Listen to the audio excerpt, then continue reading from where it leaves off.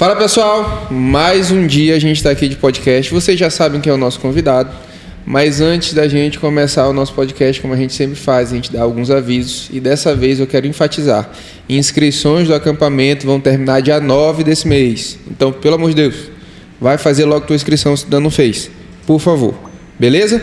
Vamos pro podcast de hoje, que hoje a gente está com pressa porque o nosso convidado tem muita coisa boa para falar. Bora!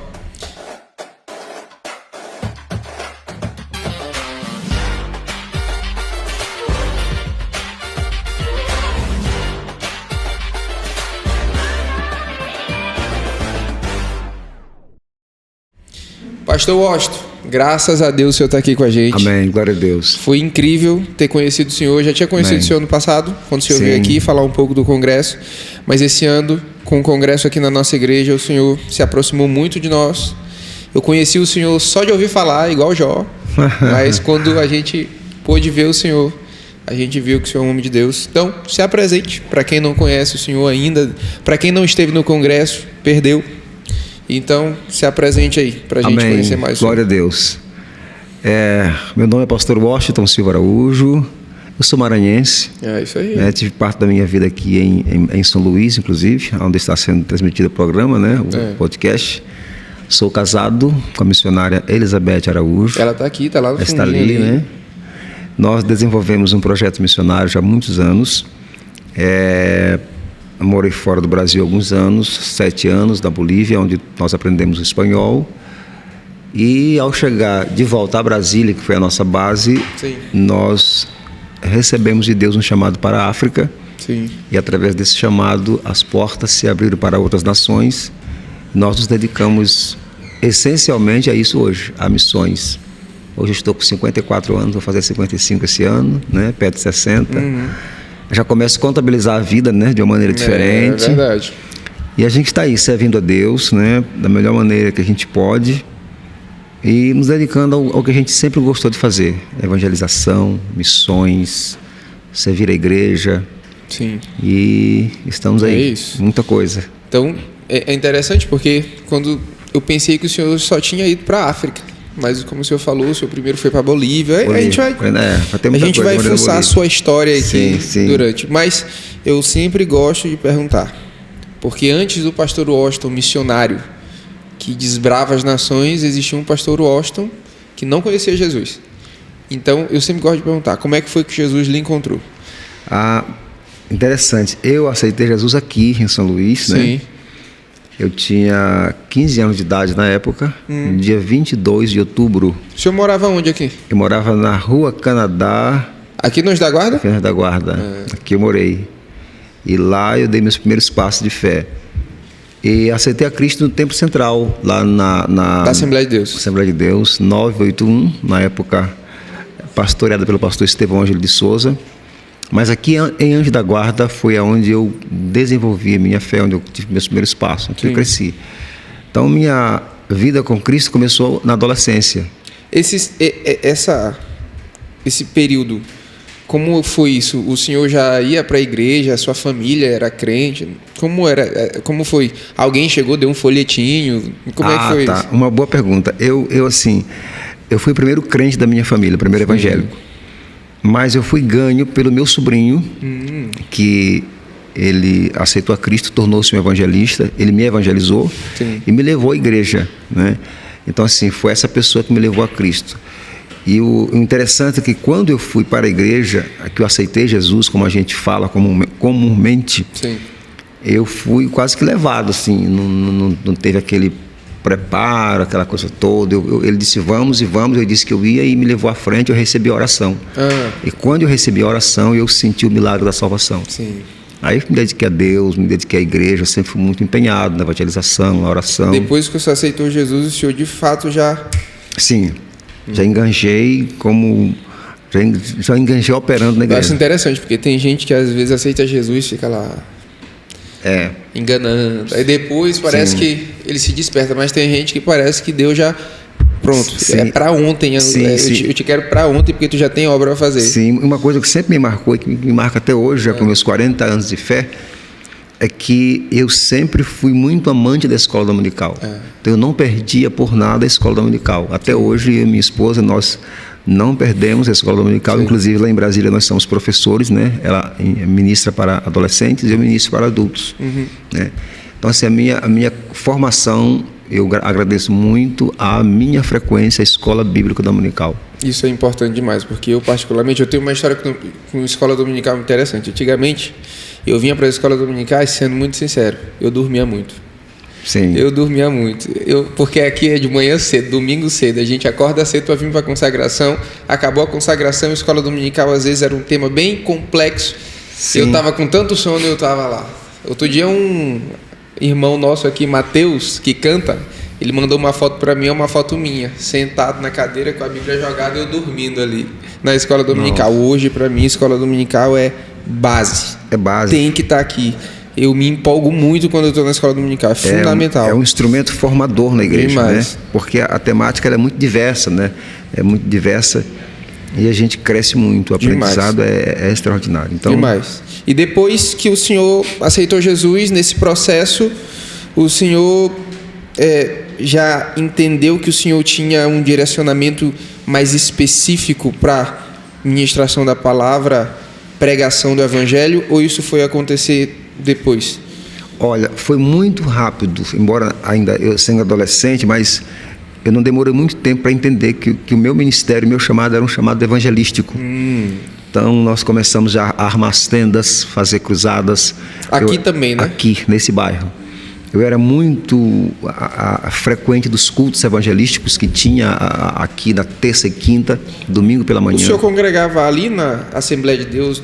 Assembleia de Deus, área 6. Área 6. Que a gente considera área 6, né? Sim. Que na época era a maior igreja dessa região, né? Verdade. Eu acho que até hoje.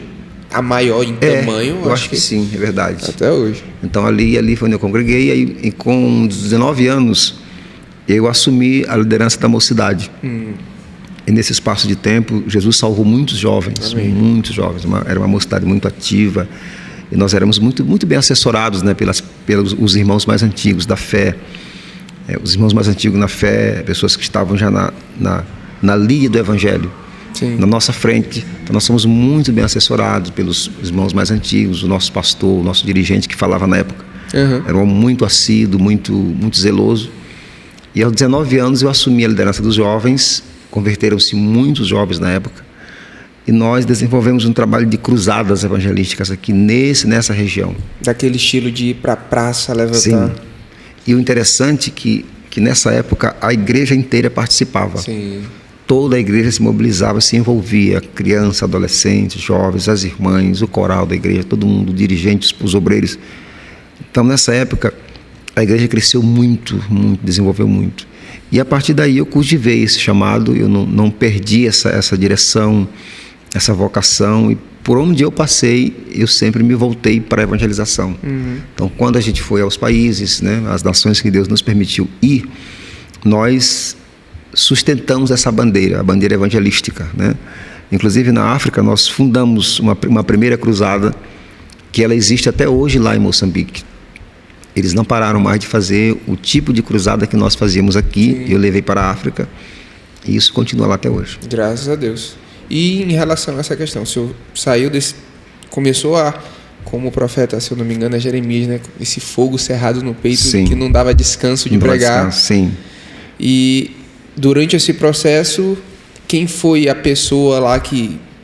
Porque a gente aqui no nosso bairro tem muita referência, eu me esqueci o nome dele, me relembre, o pai de Isaías. Sim, o irmão Vicente. Isso. Na época, ele é uma referência para muita gente aqui. Sim. Na época a gente tinha os dirigentes de congregação, eles não eram nomeados como pastores, eram dirigentes. O irmão Vicente, ele era um pastor de fato, e não de direito, né? Ele não tinha credencial pastoral, mas ele era o pastor da congregação na época. Então ele foi muito zeloso, muito espiritual, muito aplicado, tinha uma visão muito aguçada do reino de Deus, das coisas de Deus, embora ele não tivesse uma formação teológica, né? Mas era um homem que nos conduziu a uma vida espiritual muito séria. E outras pessoas, como por exemplo, nós tínhamos, ainda temos, né? A irmã Floresmar, que era a regente do vocal de jovens. E eu tinha ela como uma referência, né? Eu achava assim, a maneira como ela conduzia os jovens nesse quesito adoração era muito sério.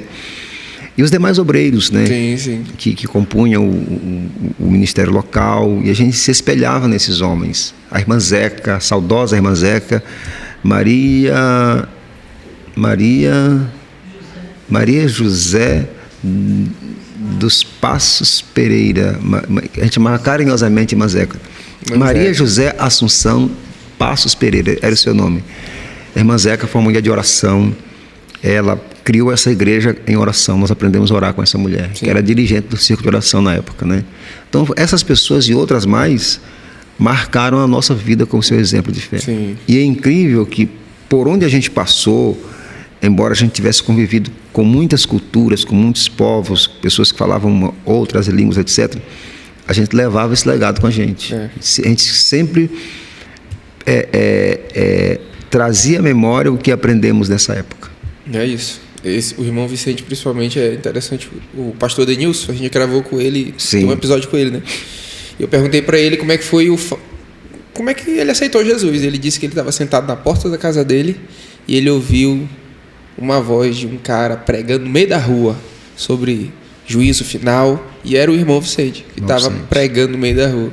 E eu digo, olha quantas vidas o irmão Vicente já impactou pregando no meio da rua. O resultado. Enquanto todo mundo pensava que ele estava doido, ele estava lá pregando o evangelho e marcando a vida de todo mundo.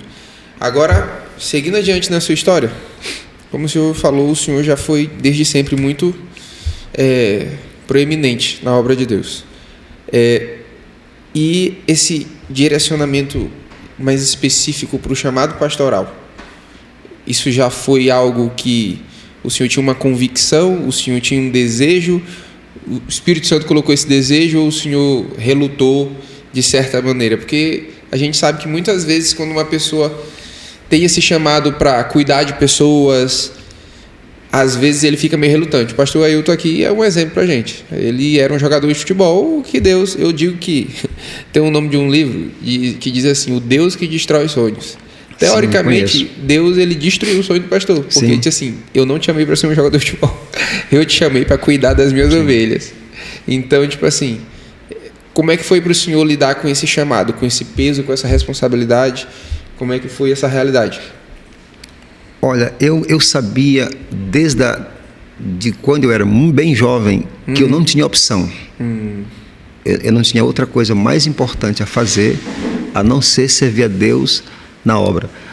Agora, sim, eu me via muito envolvido com o reino, com a igreja, eu trabalhava sempre, mas eu nunca tive o desejo de ser pastor. Sim. Eu nunca aspirei por isso, nunca embalei esse sonho no coração. Mesmo sendo cabeça de várias coisas, né? Eu não focava nessa questão do título pastoral, não focava nessa questão. Agora, eu sabia da consciência do plano de Deus na minha vida. Eu me lembro que quando a Assembleia de Deus completou 85 anos, eu fui no Jubileu de Diamantes em Belém do Pará. E lá eu ouvi a voz de Deus dentro da igreja, sede em Belém do Pará. O Senhor disse assim, eu tenho um grande plano na sua vida. Eu enxergava a obra, mas eu não enxergava o título. Então, tal que no dia que eu fui ordenado a evangelista e depois a pastor, conforme o preceito da Assembleia de Deus, eu não sabia. Como assim você não sabia? Não sabia, foi surpresa. Do nada. Veio que eu gosto hoje. Sim, foi desse jeito. Para não ter como recusar, né? Sim. Eu tinha chegado da Bolívia, eu estava como missionário, voltei para uma convenção. Nessa convenção não teve tempo de nada, de fazer entrevista, de prestar documentos, como é de praxe fazer, né? E o pastor Washington ser nomeado evangelista e fui. Na convenção seguinte, menos de um ano, foi da mesma forma, eu estava no púlpito da igreja e o pastor presidente da convenção falou, irmãos, antes de encerrar a convenção, ainda há um ponto pacífico a ser tratado. É o caso do pastor Washington. Inclusive as pessoas ficaram assim, no caso do pastor Washington, o que foi? O que está acontecendo? Não, é que ele vai ser consagrado a pastor. Então foi isso. Aí depois que eu fui organizar a documentação, né? Foi tudo muito de Deus.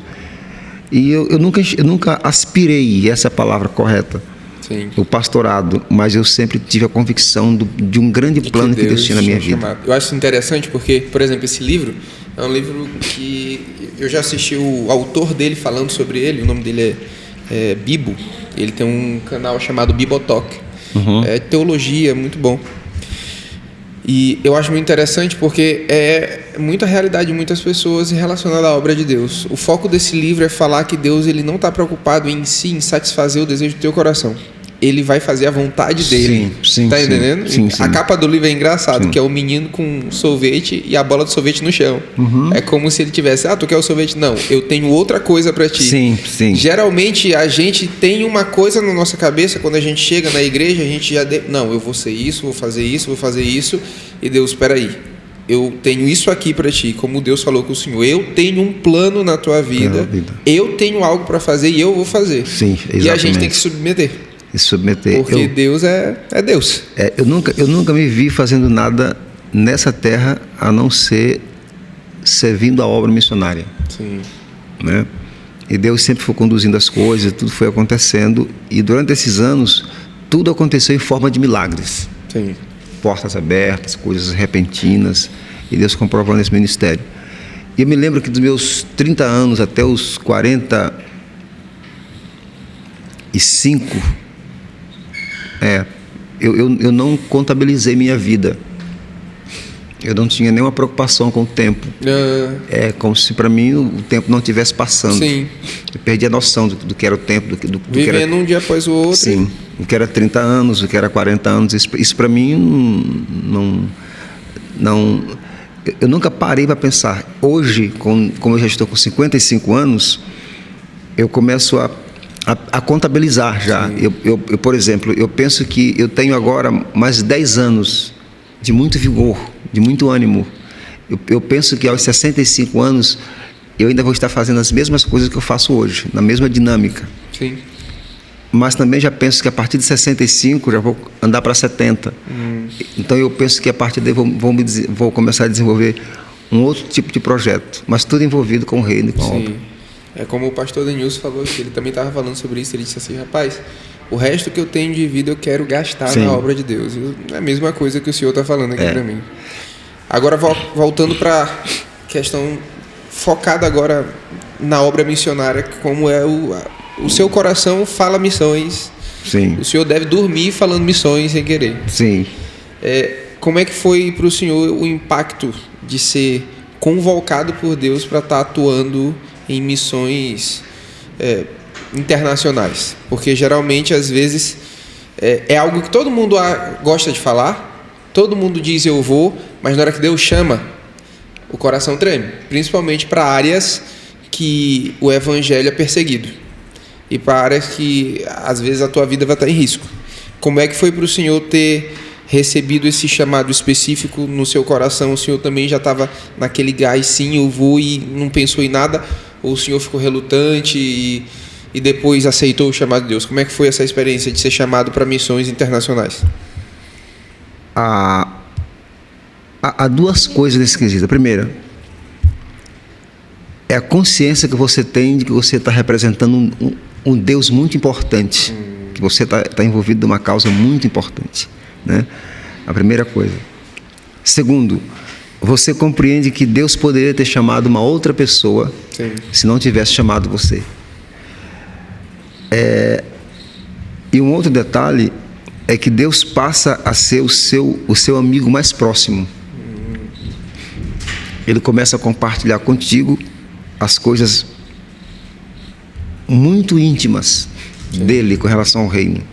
E isso faz você sentir que o que você está fazendo realmente é importante. Há dois lados. Ao lado dos desafios que são grandes. Por exemplo, quando você cruza a barreira para atingir uma outra cultura, você encontra uma série de dificuldades. Dificuldades grandes. Por exemplo, você é acostumado a cultuar aqui com 1000 pessoas em grandes congressos. Isso se reduz a 4, a 5, a 2 pessoas, às vezes a nenhuma. Às vezes esse culto que você tem no seu país, no caso o Brasil, ele vai se resumir a uma pessoa aonde Deus te enviar. Então tudo isso, essa perspectiva, esse ninho que a gente tem aqui, essa estrutura quase que empresarial, ela desaparece. E é você e Deus e mais alguém, talvez uma única pessoa. E isso é esmagador, né? Porém, há um outro lado, que é um lado satisfatório, que é quando uma outra cultura, uma outra língua, uma outra realidade está experimentando Deus que você conhece na sua pátria. E isso está acontecendo através de você. Isso é muito satisfatório. Então, esse envolvimento, ele é desses dois lados, né? Esses dois lados, às vezes, que não é fácil você assimilar. Mas o fato de estar a serviço de Deus nessas conquistas é uma coisa magnífica. O primeiro país que o senhor foi para Bolívia. Bolívia. Como é que foi o desenrolar dessa história? Um dia Deus falou com o senhor, te quero na Bolívia, ou como é que foi isso? Eu estava em Brasília, o Senhor falou comigo assim, eu te levarei em breves dias a um país de língua espanhola. E eu estava pintando a casa que eu morava, e o Senhor falou, você não vai morar nessa casa. Você já era casado? Hã? Já era casado? Já. E aí, o que acontece? Isso foi no meio de 99. Nasci nesse ano. Onde você nasceu? Nasci nesse ano. Olha Sério? aí, tô falando. Incrível, né? E 1º de abril de 2000, eu estava entrando na Bolívia. Glória a Deus. E eu fui para a Bolívia para ficar, né? E aí foi onde eu preguei. O senhor foi para a Bolívia, mas a partir de um direcionamento de Deus específico, que esse era o país de língua espanhola. Esse era o país de língua espanhola. Mas isso foi... O senhor ouviu de Deus da mesma maneira que o senhor ouviu? Em oração ou alguém veio... Foi uma convicção. Sim. Que veio no meu coração. Entendi. Uma convicção que eu tenho certeza que isso iria acontecer. Sim, sim. Aí foi onde nós ficamos, aprendi a língua, a gente tive contato com a cultura, né? E eu sempre digo, quem mora na Bolívia, ele está apto para ser conduzido em qualquer cultura do mundo, né? Há uma diversidade cultural muito grande, é um país quase que polarizado, né? Culturalmente falando. Sim. Tem um polo no Oriente, um polo no Ocidente, são povos que pensam de maneira diferente. Sim. Então, assim, a Bolívia me ensinou muito do que é missão transcultural, me preparou para o mundo. Sim. Eu posso dizer isso. A Bolívia me fez apto para estar em qualquer cultura.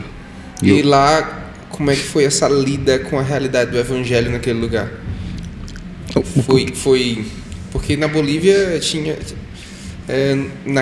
hoje também já tem uma perspectiva de que o governo de lá é muito pesado em si com a sociedade, né? E como é que era essa realidade em relação ao evangelho? Era tranquilo como aqui no Brasil? Porque aqui no Brasil hoje a gente pode ainda pregar nas ruas. Lá era da mesma maneira? No tempo que eu vivi lá, sim. Depois, nos últimos governos, sim, teve mais uma restrição, inclusive mudanças de lei para inibir mais a pregação do evangelho. Mas o tempo que eu vivi na Bolívia era um país laico com liberdade total. Sim. Né? Com muitos cristãos influentes no governo, inclusive. Agora, a minha adaptação na Bolívia se deu ao fato de que eu comecei a minha vida no Evangelho numa região difícil também. Então, por exemplo, aqui em Anjos da Guarda, onde eu cresci, você não conheceu essa fase, mas aqui era um bairro muito, muito difícil. Era um bairro muito violento. Eu acho que eu peguei um pouquinho. Tinha um tal de bonde dos 40. Um negócio de briga, de gangue. Oh, meu Deus. Mas teve uma época pior. Então aqui os mais antigos sabem que isso aqui era quase uma terra sem lei. Então, como eu fui criado nesse ambiente, sem muito conforto, né? Para mim foi fácil me adaptar. O senhor não esperava nada além disso. Exatamente. Eu já estava aclimatado com essa situação, né? Então, violência, eu vi muitos crimes bárbaros na Bolívia, entendeu? Muitas coisas lá No ano que eu cheguei, o tráfico de drogas já estava mais inibido, mas antes de eu chegar era livre, a cocaína rodava solto lá. Sim. Né? Então, assim, eu vim de um ambiente muito parecido, então não foi difícil me adaptar. Sim. Né? Eu vim do campo, eu conheço a vida do campo, eu conheço a vida da roça, né? Então, esse ambiente para mim não era estranho, em nenhum sentido. Então, essa convivência não me fez muito, não me trouxe muito abalo, né? E eu creio que isso contribuiu muito, assim como foi com a África, né? Sim. Assim como foi com a África também. Por exemplo, o reflexo cultural da África no Brasil é muito grande. Construção, a etnia, a cor da pele, os costumes. É o que a gente come. Exatamente. É muito parecido. Muito parecido. Então isso também não me trouxe nenhum impacto. Quando eu cheguei na África, eu tive a sensação de estar voltando para casa, né? Porque foi o ambiente que eu fui criado aqui, etc. Sim. Então tudo isso favoreceu a minha adaptação. Por exemplo, se você pegar uma pessoa que não teve tanta envolvimento com uma vida difícil, né, que não conhece a vida do campo, e envia o campo missionário para fazer uma missão como essa, ele vai ter ainda um outro passo, que é se adaptar a esse sistema que ele não conheceu nem aqui nem lá. Sim. Eu já conheci algo daqui, mais né? parecido, isso ajudou muito mesmo. E diante, agora englobando, o senhor passou 7 anos na Bolívia, e o que foi que fez o senhor sair da Bolívia para ir para a África? Foi assim, quando eu morava na Bolívia, eu morava numa cidade pequena, né? Qual era o nome da cidade? É o Carmen de Ribeiro Torres, na província de Germambuche, que é a província que faz fronteira com o Brasil, do lado do Mato Grosso do Sul. Então, nesse lugar havia muitas restrições, não tinha água potável, só tinha 2 horas de água por dia. Quem pegou, quem guardou, quem não guardou. Luz elétrica era de meia-noite até 6 da manhã. Credo. Aí assim, de 6 da tarde até meia-noite. Tá. Ao contrário, meia-noite parava o gerador, e aí a gente tinha que estar preparado com vela ou com candeeiro, porque não teria mais luz durante a noite. E em função desse ambiente, com pouca coisa, sim, eu fui levado a orar muito. Eu tinha muito tempo para orar. Então eu aproveitei isso para esse ambiente para orar. E cada vez que orava, me aprofundava mais em oração, e foi aí que Deus me mostrou a África. Em abril de 2005, eu já estava com 5 anos na Bolívia. O Senhor me disse, eu estava no meu escritório, um pequeno escritório que eu tinha, e Deus me tomou em línguas estranhas. Eu comecei a profetizar para mim mesmo. Sim. E me levantei, tomado pela glória de Deus no ambiente, e aí o Senhor me apontou todos os países da África em um mapa que eu tinha na parede. E eu comecei a falar em um dialeto africano, pelo Espírito. E ali foi um momento maravilhoso. E em 2007 eu decidi voltar para Brasília. E em 2008 Deus me falou especificamente sobre a África. Era em março de 2008, inclusive está neste livro, né? Sim. Está nesse livro essa história. Vou mostrar aqui. Esse aqui é o livro Missões, né? Que inclusive foi o livro base do nosso congresso. Tem sido uma benção, a 2ª edição. E o Senhor falou assim, olha, levanta em agosto de 2009 e vai à África e realiza ali uma grande cruzada. O país é Moçambique. Não peças nada para ninguém. Somente fala para a minha igreja e confia em mim. Aí veio um período muito difícil. Eu deixei de trabalhar na empresa que eu trabalhava para depender totalmente de Deus. Aí eu lhe faço uma pergunta. Como era falar isso para sua esposa? Como era chegar para ela e dizer, meu amor, é o seguinte, Deus mandou a gente ir para a África, Ele mandou a gente depender completamente dele, e como era isso? Porque eu fico pensando isso, porque tipo assim, é aquela história, eu falei para ti, agora passa para ela. E às vezes o nosso coração humano, que quer ter seguranças financeiras, seguranças, quer tipo assim, não, meu, Deus mandou, mas ele disse que a gente vai falar com fulano de tal e tudo mais. Como era isso? Como era o seu chegar? O estágio da comunicação de Deus, ele começa por você, né? Começa por você e em breves dias o próprio Deus, ele vai se encarregando de ir passando essa informação para todo mundo que está em tua volta. Amém. É uma coisa que não é bem o homem que fala, é Deus que revela e a pessoa vai absorvendo a visão. Por exemplo, quando foi para a gente vir agora realizar o Congresso de Missões, eu falei para minha esposa várias vezes, né, nessa nova fase que nós estamos vivendo de um chamado. Nós estamos vivendo hoje uma nova fase de um chamado. E dentro do nosso carro em Brasília, houve uma época que eu perguntava para ela sempre se ela acreditava em mim. Você crê em mim? Ela disse, sim, eu acredito. Você tem certeza que você crê em mim? Você crê no que eu estou projetando? Ela fala, eu acredito. Então, assim, só que eu sinto que o coração dela já é preparado por Deus para essas coisas. Eu não tive muita dificuldade, né? Não tive nenhuma. Graças a Deus. Até mesmo porque ela é uma mulher de oração, de muita fibra, de muita coragem, muito decidida, né? Como é que eu te falo?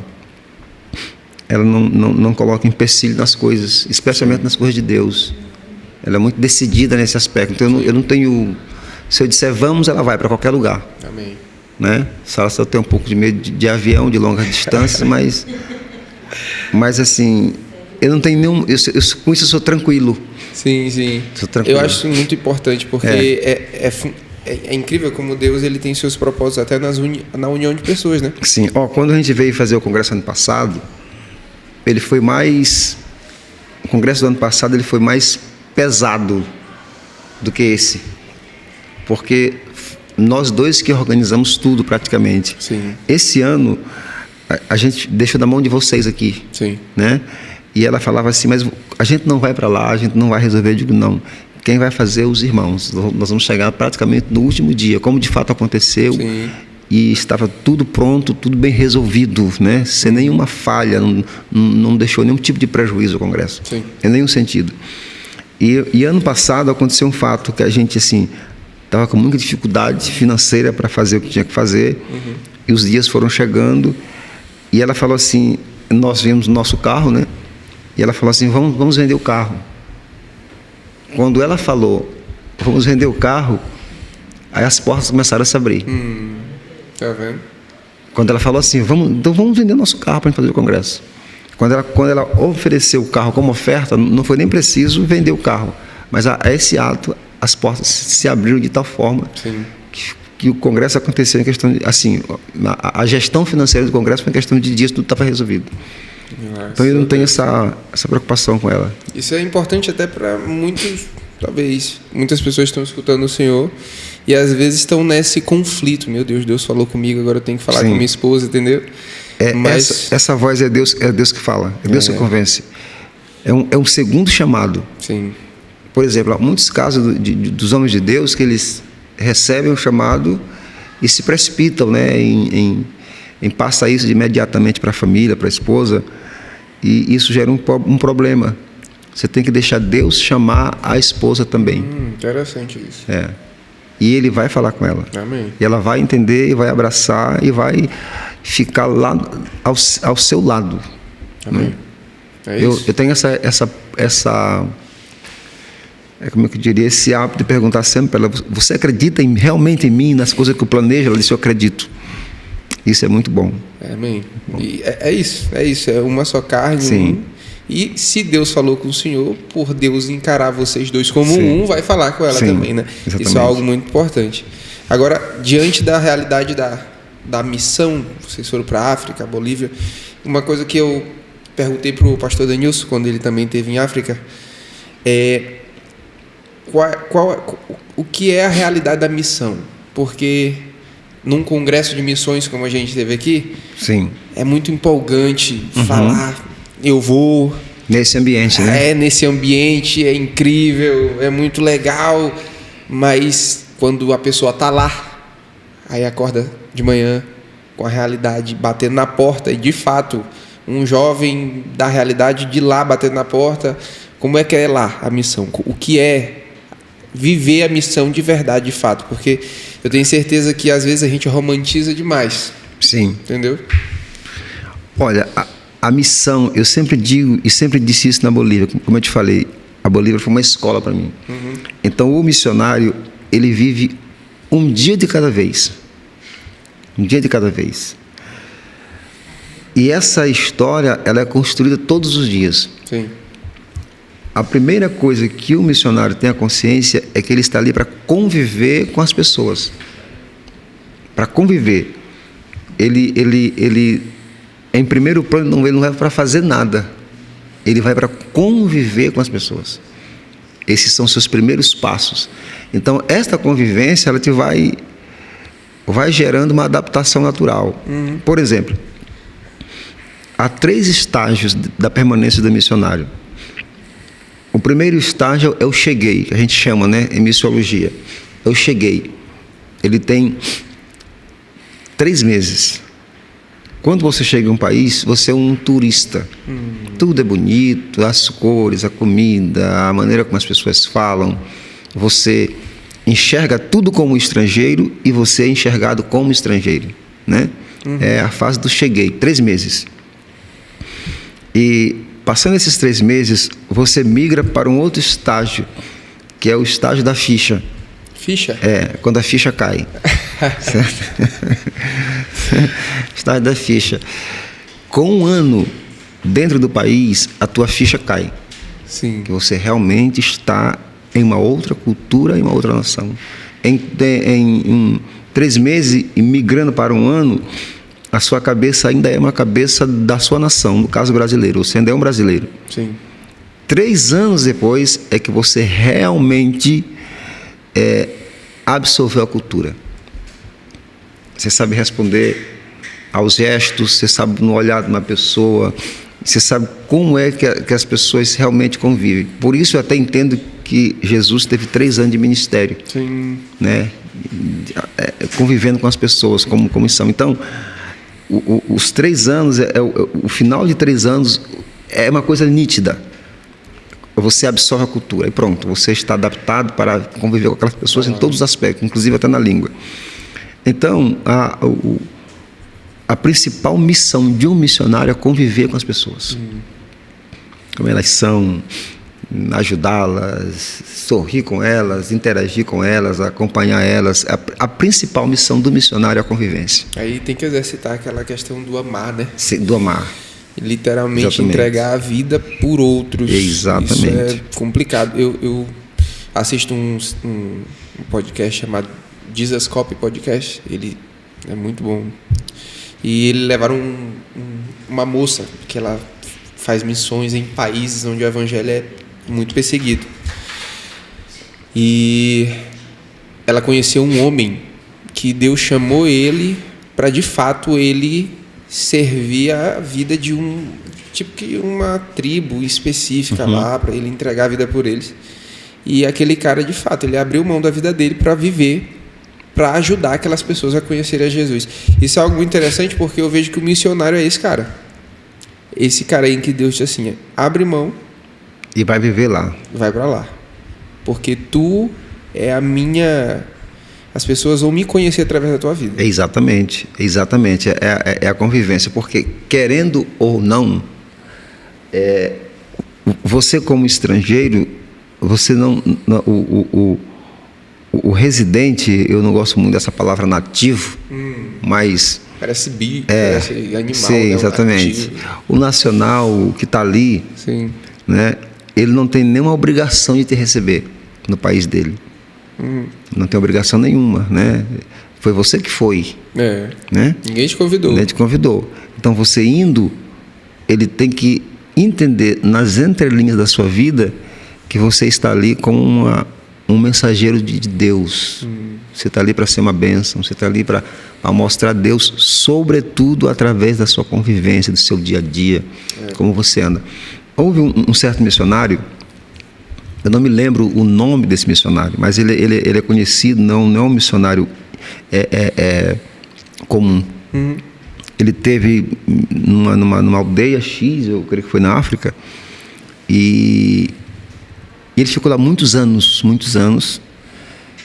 e dedicou àquela região, àquela tribo, e ali ele morreu. Ele foi enterrado. Anos depois, a missão enviou um outro missionário para lá.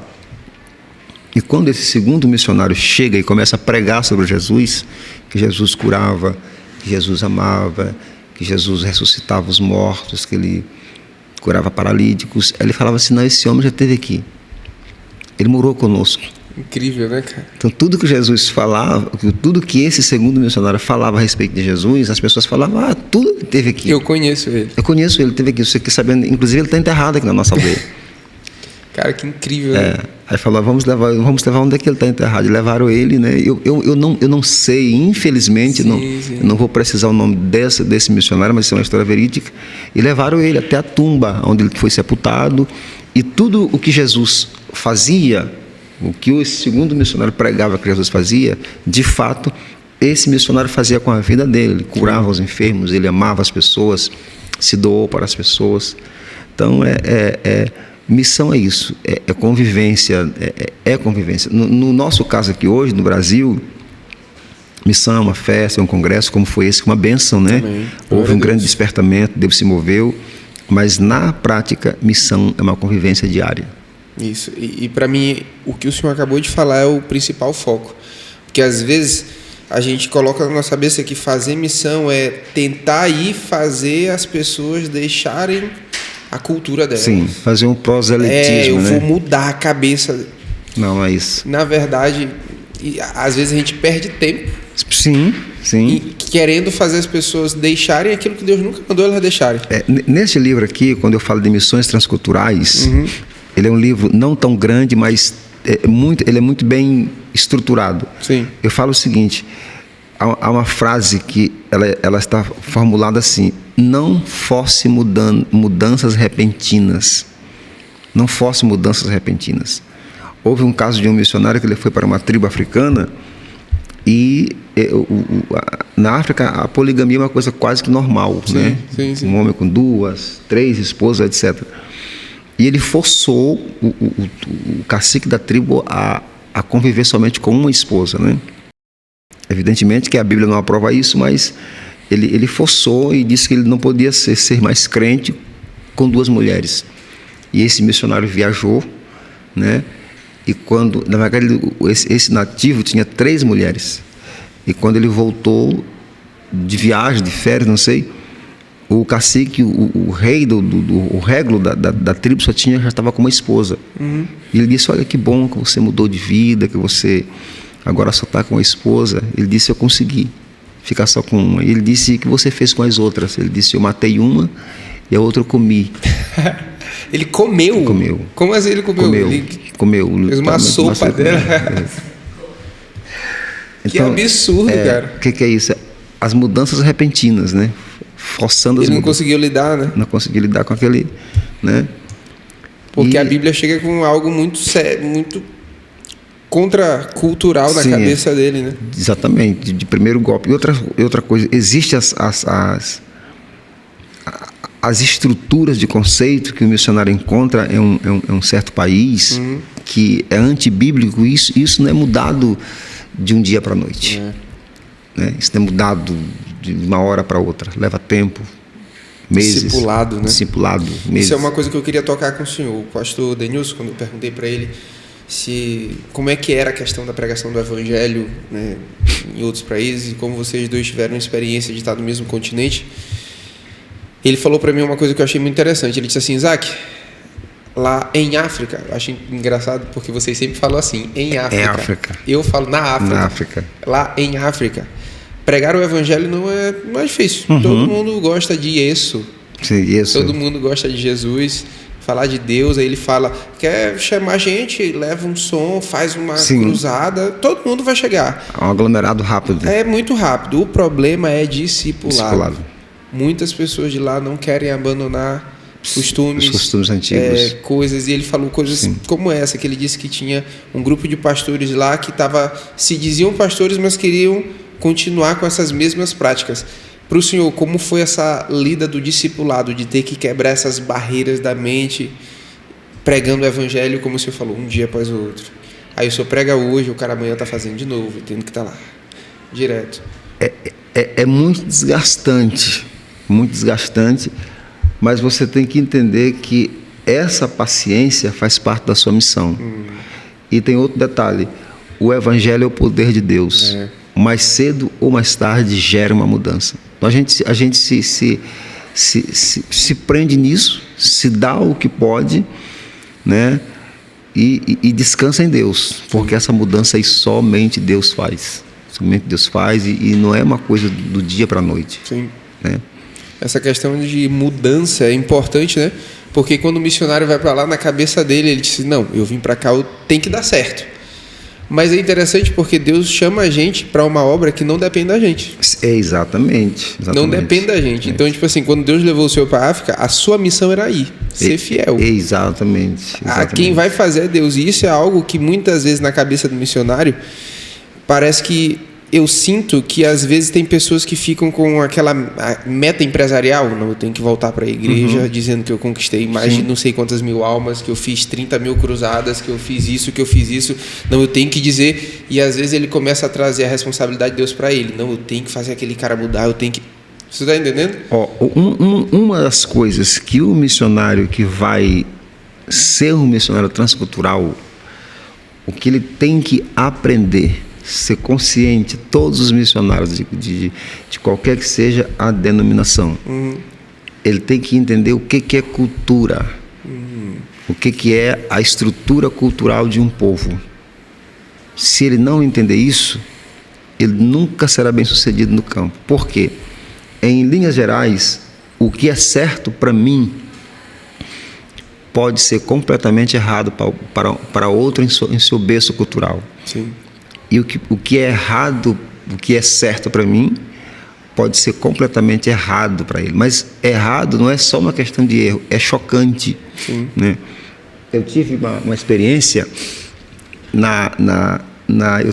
estava num voo, eu fui para a África, em uma das missões, e nós fizemos uma escala em Dubai. Ficamos várias horas. E lá, do aeroporto de Dubai, ele é um aeroporto ponte, não sei se eu estou sendo feliz na palavra, é um aeroporto que ele serve como uma ponte, onde... Para lá para ir para outro lugar. Exato, todos os países daquela região ali, Índia, etc., tem que passar por ali. Então você vê uma diversidade cultural muito grande, enorme. E nesse aeroporto tinha umas mulheres indianas, né? Eu achei muito bonito o traje delas e perguntei se eu poderia tirar uma foto com elas. Elas aceitaram de bom grado, sem nenhum problema. Então, na nossa cultura pegajosa, né, a gente coloca a mão na mão das pessoas. Né? Sim. E ela não aceitou. Ela foi muito educada, mas ela não aceitou que eu colocasse a mão no ombro dela. Eu fiquei em pé, tirei as mãos e ela tirou a foto, eu agradeci, tudo resolvido. Só que ela fica com aquela informação, mas por que ela não aceitou? Quando eu cheguei na África, perguntei para um pastor muito meu amigo, ele muito viajado, ele disse, pastor, em alguma parte da Índia, quando você coloca a mão no ombro de uma mulher, você está convidando ela para ter relação sexual. Credo. Então, para você ver, uma coisa tão simples, para mim, para nós, na nossa cultura, é muito normal isso, né? Imagina o irmão chegando na Índia, tá orando pela irmã, bota a mão no ombro dela. Foi o que ele está dizendo, né? Meu Deus do céu. Em aspecto cultural, isso é muito, muito, muito sério. Sim, isso é muito. E tem muitas coisas assim das culturas de um povo. Por exemplo, em Moçambique, os moçambicanos que estão me ouvindo aqui vão saber que é assim.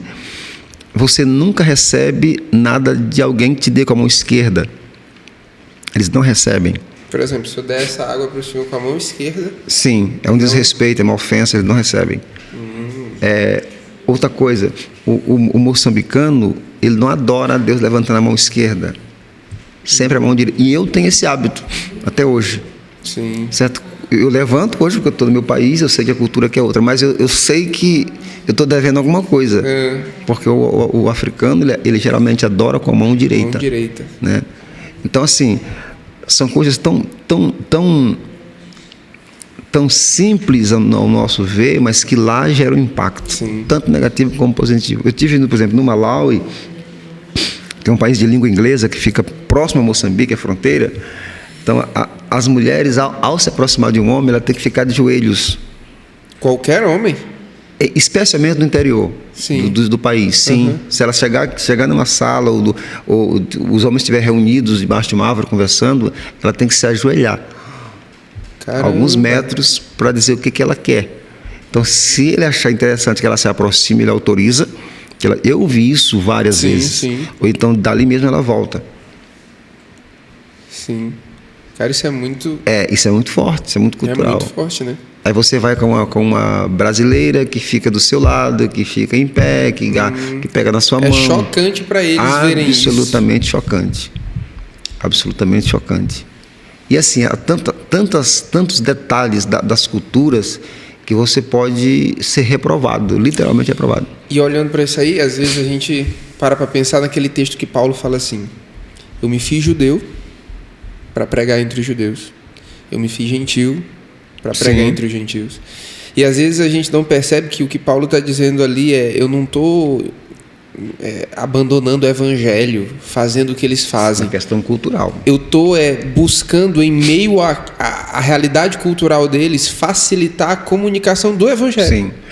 Olha, teve um missionário que foi pro Peru. Peru, se eu não estou equivocado, foi no Peru. E ele começou a pregar, ele era muito tradicional, né, e tal, e começou a exigir que as irmãs tirassem as joias, né? E tinha uma irmã que ela tinha um brinco muito caro, e ela tirava o brinco na hora do culto, mas quando ela saía, ela voltava normalmente a usar o brinco. E um dia ele percebeu isso, que ela só ficava sem o brinco no culto, né? E aí ele chamou ela com muita exigência, falou: irmã, a senhora não pode fazer isso, a senhora não pode usar brinco nem aqui, nem em lugar nenhum.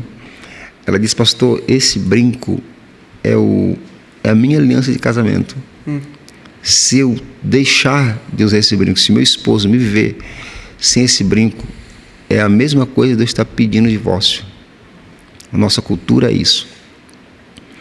Então, assim, se o missionário, voltando ao que eu te falei no começo, ele não tiver consciência do que é cultura, ele terá muita dificuldade de evangelizar qualquer povo.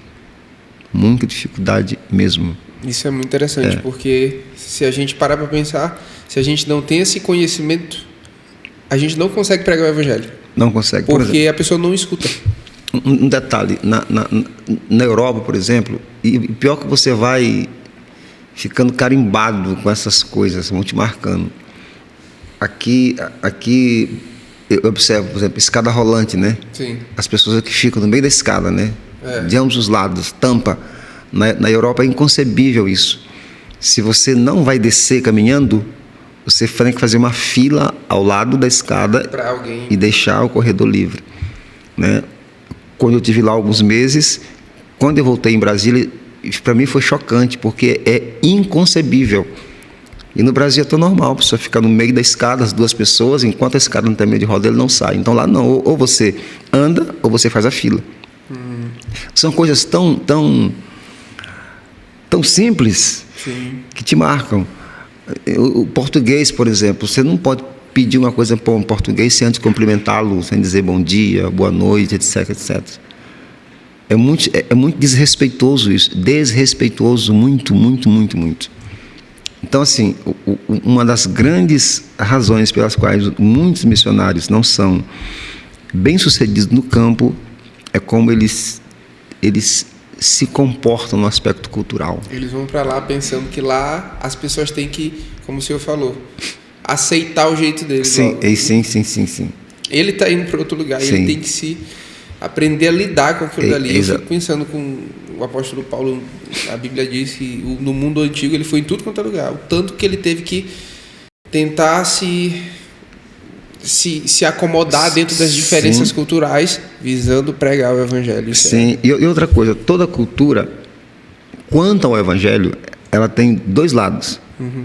Tem um lado positivo e o lado negativo. Sim. Tem os aspectos positivos relacionados ao evangelho e tem os aspectos negativos. Então, com os aspectos negativos, você tem que lidar com a ajuda de Deus. Sim. Você não vai concordar com práticas pecaminosas. Sim. Né? Então, você, com a ajuda de Deus, você luta com isso. Mas em muitas culturas, há muitas coisas que são positivas para o bem do avanço do Evangelho. Né? Então, tudo isso o missionário tem que saber trabalhar. O maior investimento de um missionário para o sucesso, vamos dizer assim, de um missionário no campo é como ele lida com a cultura que ele vai trabalhar. Eu acho muito importante. Eu estou estagiando. Aqui, só que nós tivemos um caso do pastor que veio aqui ano passado, pastor Ricardo, e para eles é normal a mulher casada e o homem casado não usar aliança. E eles não tinham aliança. Lá eles não usam aliança. Para eles usam, mas para eles achavam que não era interessante. Né? Sim, normal. Ou parece que eles emprestaram aliança para um casamento, não sei como é que foi. Eles emprestaram a aliança deles para um outro casamento? E uma coisa sumiu a aliança. Só sei que eles chegaram aqui sem aliança. Então, quando eles chegaram aqui na Corban,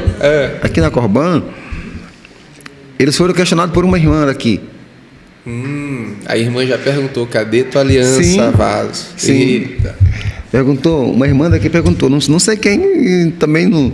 A irmã deve estar assistindo e está dizendo, fui eu. Sim. Eu que perguntei. Vocês são casados, você não tem aliança, aí o que acontece? E eu não tinha percebido, na verdade, que eles estavam sem aliança. Sim. Né? Aí eu fui com a minha esposa, no dia seguinte, fomos lá no centro e compramos para ele um par de aliança. Para poder ficar... Para poder ficar resolvido. Que isso, sério? Sim, aí eles foram pregar no interior daqui do estado do Maranhão, eles foram pregar numa cidade, né, dos amigos nossos, e a irmã que convidou eles, muito minha amiga, uma pessoa muito especial, muito chegada nossa, ela falou, pastor Washington, eu estou preocupado só com uma coisa, eu digo, fale. Ela disse com os brincos da irmã, porque o pastor aqui não aceita e tal. Aí eu conversei com ela, com muito cuidado, e ela tirou os brincos. Pastor Washington, isso que o senhor está falando para mim é algo que reflete muito aquilo que o pastor Denilson falou para mim. Ele disse que campo missionário, ali tu é um representante de Cristo, não de uma placa denominacional. Exatamente. E isso para mim me marcou de uma maneira profunda. Por quê? Porque às vezes nós já temos estruturas litúrgicas, estruturas de modo de agir, estruturas físicas. Eu não posso usar brinco, eu não posso passar batom, eu não posso usar calça, eu não posso fazer isso, não posso fazer aquilo. E tu acha que todo lugar é assim? Exatamente. O certo para o errado e o errado para o certo. Exatamente. Aí a gente quer imprimir não a imagem de Cristo na pessoa, mas eu quero formar um assembleano. Eu quero formar um batista. Eu quero formar um presbiteriano. Tá entendendo? Como diz os jovens, isso no campo missionário não rola, não funciona. Eficazmente não rola, não acontece. Não é assim que você leva alguém de fato a Cristo. Né? E outra coisa interessante não tem como uma pessoa se despojar da sua cultura totalmente. Não tem como. Pense você se despojando da sua cultura brasileira. Não tem como. Você vai viver como? Aonde? Qual ambiente cultural? Né? Existe na sociologia o estudo do homem, que é a etnologia e a etnografia. É o homem como ele é quanto ao aspecto físico. Né? Quanto ao aspecto físico, eu sou estudado quanto à minha etnografia. Mas existe a minha etnologia, que é onde eu estou, o ambiente onde eu fui formado, onde eu convivo. Então eu tenho a minha cultura. Sim. Meu ambiente cultural que me formou, o meio. Isso é uma coisa que eu não tenho como fugir disso. E tem algo bom de Deus ali, né? Sim, sim. Deus é soberano, toda cultura tem algo bom que é de Deus. Por exemplo, aqui mesmo dentro do Brasil, quando você... já há uma diferença cultural muito grande daqui, de onde nós estamos falando, do Maranhão para Brasília. Aqui as pessoas têm o costume de tomar a bênção, né? Bênção, mamãe. Isso. Em Brasília você já vê isso um pouco escasso. Olha, vou ser sincero, eu não tomo tanta bênção para a mamãe, ela sabe disso, Sim. mas depois que eu comecei a frequentar a casa da minha noiva, ela toma tanta bênção para a mãe dela. Você aprendeu a tomar bênção. E eu comecei a fazer isso, às vezes ficava com vergonha. Eu digo, poxa, cara. Mas E assim, quando eu chego aqui, eu tomo bênção para meus tios, para as minhas tias, né? E isso é um dos aspectos culturais nossos, né? E isso já para o meio, para o centro do país, já não é assim uma coisa muito praticada. É praticada, né? Mas não nessa relevância que nós temos aqui. E outros detalhes mais. Então a cultura é uma coisa muito... Isso é algo muito importante, pastor, que o senhor está falando, porque muitas pessoas aqui na igreja e as pessoas que participaram aqui do nosso congresso, eu tenho certeza que Deus inflamou no coração delas a chama missionária. Sim, graças a Deus, eu também... Eu acho isso muito importante. Missão. Amém. Pregar o evangelho. E isso que o senhor está falando é fundamental, porque às vezes a gente não vai com uma mentalidade de reino de Deus, a gente vai com uma mentalidade de congregação denominacional. Tá entendendo? E às vezes a gente não percebe que a gente precisa se posicionar para que a pessoa seja um representante do reino de Deus e não da Assembleia de Deus lá na África. Exatamente. Tá, e a pessoa não vai assimilar isso. Ela nem entende o que é isso, ela não faz nem ideia da construção. Sim. E isso é importante porque às vezes a gente rejeita aquilo de Deus que existe na nossa cultura. Exatamente. Eu estou estagiando no museu, porque eu faço turismo. Sim. E eu estou estagiando no Museu da Gastronomia Maranhense, lá no Centro Histórico de São Luís. Eu tenho ficado abismado com a contribuição africana, europeia, indígena naquilo que a gente come hoje. Sim. E é uma influência extremamente boa. E se é bom, meu irmão, é de Deus. Sim. E às vezes a gente olha para isso e a gente joga tudo pro diabo. Sim, exatamente. Eu fico pensando que Deus deve ficar extremamente irado com um monte de crente que bota na conta do diabo aquilo que ele que fez. Exatamente. Tá entendendo? Exatamente. Eu fico extremamente indignado, porque ele assumiu... uma das coisas que eu acho interessante. Até um tempo atrás, tambor na igreja era pecado. Ter tambor na igreja, bateria... Batuque, né? Batuque. Isso era coisa de preto. E era pecado. Porque tinha uma associação. Aí entra o que o senhor falou. Toda cultura tem seus aspectos positivos e negativos. Quanto ao evangelho, né? Quanto ao evangelho. Aí entrando em relação à questão, é óbvio que existe muita coisa que foi feita em relação a religiões de matriz africana, que eles tinham um posicionamento idólatra e por aí vai. Contudo, o tambor, um instrumento muito associado à África, ele é um instrumento, e todo instrumento que produz música é fruto da soberania de Deus, dando sabedoria para o homem fazer. Exatamente. Tá exatamente. E essa instrumentalidade que o diabo pega para ele, em termos de adoração profana... Pode ficar tranquilo, não aconteceu nada não. Isso nada tem a ver com o projeto de Deus na adoração. Exatamente. A adoração foi feita para Deus, é para Deus, independentemente do instrumento, né? É para Deus, né? Seja o tambor, a guitarra, o violão, o sopro, etc., cordas, é para Deus. E isso eu falo porque às vezes a gente coloca na nossa cabeça coisas que Deus não disse. Sim. Não pode isso, não pode aquilo. O que pode ou não pode está nas Escrituras, como o senhor disse, está nas Escrituras. Então eu tenho que ir para as Escrituras e identificar ali aquilo que Deus diz não e aquilo que Deus diz sim. Mas às vezes a gente está igual aos fariseus, está colocando na boca de Deus aquilo que Deus não disse. Sim. E isso é fundamental a gente entender a partir das Escrituras. Mas, pastor Washington, para a gente partir para o encerramento, que esse papo aqui, meu Deus, abriu muito a minha cabeça em relação a essa situação cultural. Amém. Eu vou pensar muito mais nisso. A gente teve aqui o nosso congresso na Corban e eu gostaria que o senhor colocasse aqui para a gente, depois de tudo ter acontecido, como é que o senhor vai voltar agora para Brasília? Olha, o que o senhor achou do congresso? O congresso, a primeira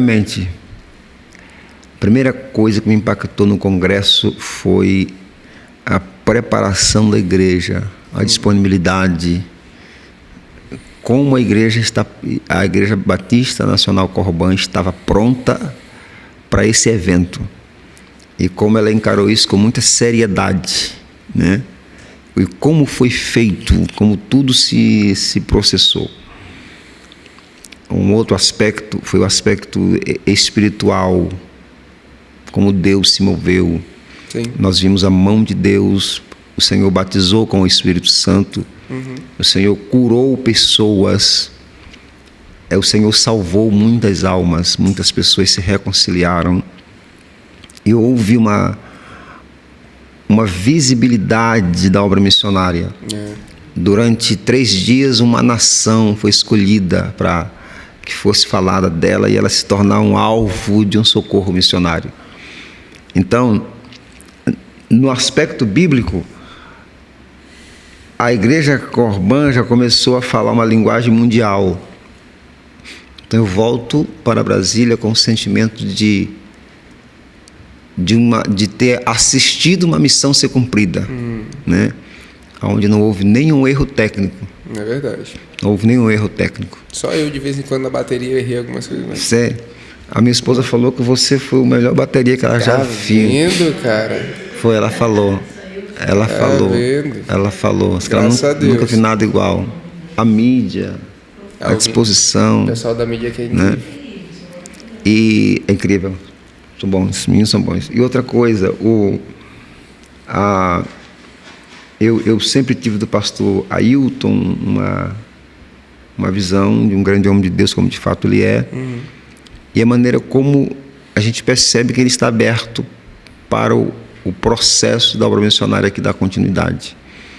Né? Inclusive, nós estivemos pregando ontem na Central, onde está o pastor Arli, né? Lá no Bom Milagre. Isso, que ele é o presidente da associação, que é esta igreja que faz parte da associação. E foi muito bom. E depois a gente conversou sobre missões. E eu creio que passos maiores serão dados. Né? Mas eu volto para Brasília.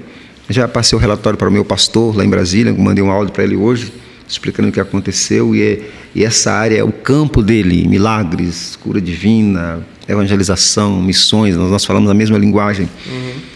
Então, assim, eu volto para Brasília sem palavras. Satisfeito. Então, fechou. Com esse sorriso, eu queria que o senhor deixasse, olhando para essa câmera, deixasse uma palavra no coração das pessoas que estão assistindo aqui. Amém. De uma maneira bem tranquila. Certo. Olha, eu quero dizer o seguinte: a melhor opção é estar a serviço do reino de Deus. Não tem erro nisso. Segundo, o que Deus te comissionar para fazer, faça. Faça. Sem temor. O reino de Deus, ele é um reino em parte invisível. E existe uma estrutura invisível tão grande em funcionamento que a gente não faz nem ideia. E esse reino opera. E para nós é um privilégio fazer parte dessa engrenagem onde tem até anjos funcionando, atuando, guardando, fazendo, levando, trazendo. E é isso. Deus abençoe a todos. Eu quero encerrar apresentando mais uma vez o livro Missões. Quem desejar comprar o livro Missões, você vai... O podcast dá um endereço daqui da igreja? Como é que faz? Dá sim. Então, a gente pode colocar na descrição do vídeo. A gente vai colocar na descrição do vídeo. Isso. O meu contato, aí eu te passo. Aí quem interessado me procura pelas vias que vocês vão canalizar, né? Tudo bem. Me encontra em Brasília. De Brasília eu mando pelo correio para qualquer parte do mundo. Ok. Inclusive esse livro já ganhou a tradução para o inglês. Ótimo. Já está em processo. Ótimo. E é só bênção. Que Deus continue abençoando a todos. Me senti muito honrado de estar aqui com vocês. Pastor Washington, muito extremamente obrigado.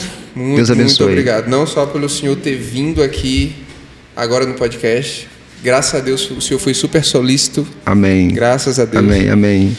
Mas pelo senhor ter vindo aqui, ter trazido essa palavra missionária. Eu te agradeço. Levantado essa chama missionária no coração da nossa comunidade. Porque glória a Deus. Eu tenho plena convicção de que o senhor não veio para cá à toa. Amém. Deus trouxe glória a Deus. o senhor, a glória sua esposa. A Deus. E eu acredito que não vai ficar só no Congresso. Glória a Deus. Deus vai enviar, Deus vai... Eu creio nisso. Vai fazer, e eu quero agradecer a Deus pela sua vida, porque naquele dia que a gente gravou o vídeo, eu digo que a sua vida nos inspira, a sua vida e agora a vida da sua esposa nos inspira, porque é de fato, a gente às vezes não percebe o quanto a gente precisa ver homens de Deus vivendo uma vida completamente dependente da ação de Deus. Amém, glória a Deus, isso é maravilhoso. Porque isso nos ajuda a dizer, poxa, se Deus fez com ele, ele vai fazer comigo também. Amém, glória a Deus. Então, como o senhor falou, vamos ter convicção do chamado. Então, muito obrigado. Eu te agradeço, Deus te abençoe. Muito obrigado mesmo. E toda a Igreja Batista Nacional Corbã. Eu quero lhe agradecer pela igreja. Muito Amém. Obrigado por ter vindo. Amém, obrigado. Beleza? Deus abençoe. É isso. Cuba, que venha é isso Cuba. aí, que venha Cuba. Que venha Cuba. Pastor Ailton, pastor Alexandre, que venha Cuba, em nome de Jesus. Isso, que fique esse jargão, que venha Cuba. Que venha Cuba, e Cuba vai vir. E agora quem vai somos nós, a gente já está indo. Não esquece, faz a inscrição em relação ao livro Missões, faz a inscrição em relação ao acampamento, não esquece disso. Em relação ao livro Missões, a gente vai estar colocando as informações na descrição do vídeo. E no mais, esse foi o podcast de hoje. Tchau, galera. Valeu!